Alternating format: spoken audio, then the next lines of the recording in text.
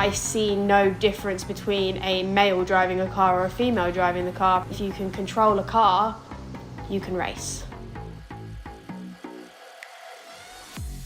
I always joked around as a kid saying I wanted to be a racing driver. When I was growing up, it was never really an option. There really wasn't any driving force that you would see women entering rallying. I started driving at the age of 12 with my dad in fields.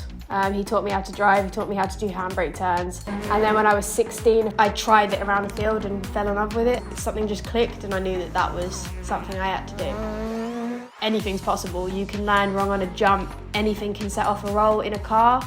Back in June, I had a crash, went off the side of the road. It was just one of those things. I didn't brake enough for a corner. We have a saying in rallying, if you're not crashing, you're not trying hard enough. For me, it was never about being a female in rallying. It was more about I wanted to do it.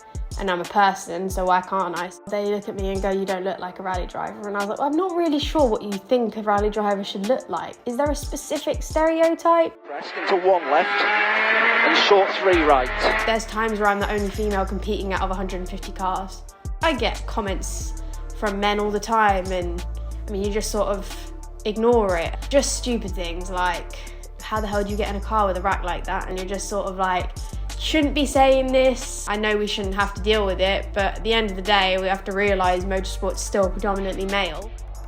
I don't really talk much about race and diversity because it's a very difficult topic to talk about, especially in the sport that I'm in. And I'm in a very predominantly white sport and I've grown accustomed to that. It wasn't until I started competing when I found out that unconscious bias existed and I'd be the only person of colour in a room.